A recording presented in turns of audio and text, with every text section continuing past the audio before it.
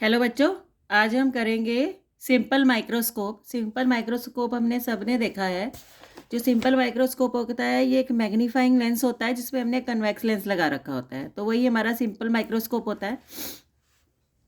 अब हम simple microscope का सबसे पहले तो डायग्राम देख लेते हैं। ये हमने लिया कन्वेक्स लेंस, ये हमारी प्रिंसिपल एक्सिस, ये optical centre, focus, 2F focus, और ये हो गया हमारा 2F। तो ये हमारा हो गया लेंस, कन्वेक्स लेंस। और हमने क्या किया, बिटवीन ऑप्टिकल सेंटर और फोकस जो है हमने ऑब्जेक्ट रख दिया।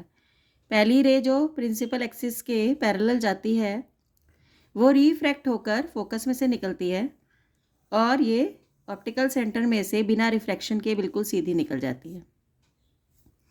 तो ये जो है दोनों दूर दूर जा रही हैं, तो ये कभी नहीं मिलेंगी, तो हमें लगेगा ये पीछे से मिलती हुई आ रही। तो ये हमारे को एक मैग्नीफाइड जो है वो इमेज मिलेगी ऑब्जेक्ट की, और इसी को हम बोलते हैं सिंपल माइक्रोस्कोप। ऑब्जेक्ट का नाम हमने ए बी ले लिया और इसका नाम हमने ए डैश बी डैश ले लिया। तो ये हमारा सिंपल माइक्रोस्कोप का हो गया है डायग्राम। अब हम इसको समझते हैं, हमने इसकी मैग्नीफिकेशन निकालनी है, तो हम इसे समझते हैं कि हमने क्या करना है।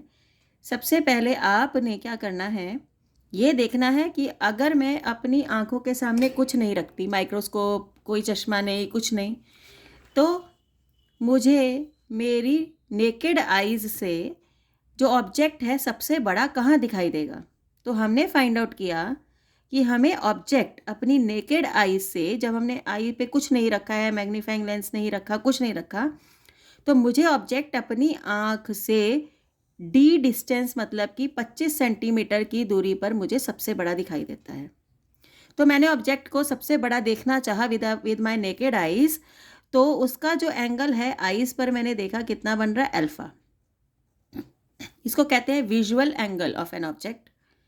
यहाँ पर मुझे ऑब्जेक्ट, ठीक है, अपनी आइज़ से बिना किसी एड के सबसे बड़ा दिखता है, तो वहाँ मैंने ऑब्जेक्ट को रख लिया। ऑब्जेक्ट की हाइट मैंने h0 मान ली, तो यहाँ से मैंने इस ट्रायंगल से मैंने tan अल्फ़ा निकाल लिया। tan अल्फ़ा होगा परपेंडिकुलर अपॉन बेस, तो मैंने tan अल्फ़ा निकाल लिया।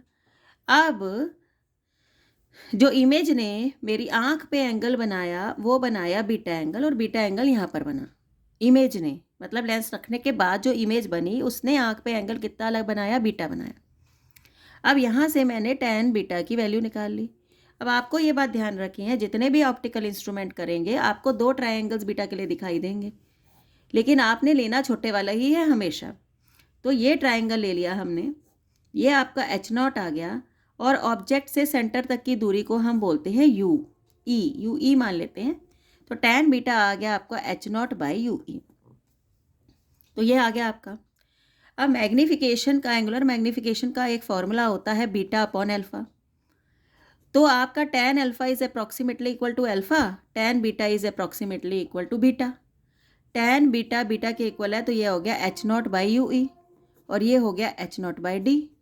h0 से h0 cancel, d by U ई। अब हम दोनों की साइन कन्वेंशन लगाएंगे।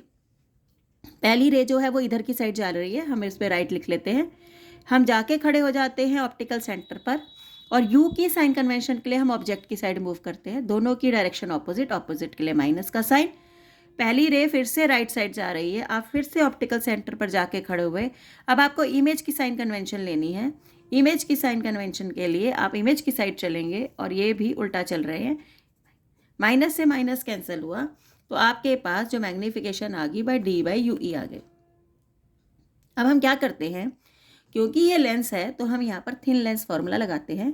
1/f is equal to 1/v minus 1/u। ये हमने थिन लेंस का फॉर्मूला लगा दिया। अब क्या है, ये आप आई पीस इसे मान के चल रहे हैं, ये यू ई हो गया, ये और ये focal length of eyepiece, इसी लेंस को हम आई पीस बोल रहे हैं। अब दो कंडीशंस क्रिएट होती हैं यहाँ पर। दो कंडीशन क्या है, स्ट्रेन्ड आई कंडीशन, और दूसरी है आपकी रिलैक्स आई या नॉर्मल एडजस्टमेंट। देखिए, हम चाहते हैं कि हमें इमेज सबसे बड़ी दिखाई दे, चाहे मेरी आंखों पे स्ट्रेन पड़ जाए, लेकिन इमेज सबसे बड़ी दिखनी चाहिए। अब मेरी आंख को क्या आदत है, अगर जो मेरी आँख के सामने 25 सेंटीमीटर की दूरी पर कोई चीज़ पड़ी है, वो मुझे सबसे बड़ी दिखाई देगी, सबसे बड़ी। तो मैं चाहूँगी कि इमेज भी 25 सेंटीमीटर पर बन जाए, ताकि मुझे वो इमेज सबसे बड़ी दिखाई दे। आप समझ गए? अगर मेरी आँख को आदत है कि सबसे बड़ी अगर चीज़ देखनी है ना, वो चीज़ को आपको 25 सेंटीमीटर पर होना चाहिए। तो अगर मुझे इमेज को सबसे बड़ा देखना है, तो मुझे इस टाइप की एडजस्टमेंट करनी चाहिए कि इमेज जो है वो डी डिस्टेंस या 25 सेंटीमीटर पर बन जाए। तो मैंने इसलिए वी को क्या माना, डी मान लिया। अब दूसरे केस में, रिलैक्स में या नॉर्मल एडजस्टमेंट में, मेरी आँख को स्ट्रेन नहीं पड़ना चाहिए, रिलैक्स रहनी चाहिए आँख, लेकिन थोड़ा सा छोटा भी दिखेगा तब भी ओके है। तो उस केस में वी जो है वो हमारा इन्फिनिटी हो जाएगा। तो उस केस में हमारा वी जो हो जाएगा वो इन्फिनिटी हो जाएगा। अब हम क्या करते हैं, हम वैल्यूज़ पुट करते हैं इसकी। हम 1 by F E is equal to 1 by D, V को हमने डी मान लिया, 1 बाय यू ई।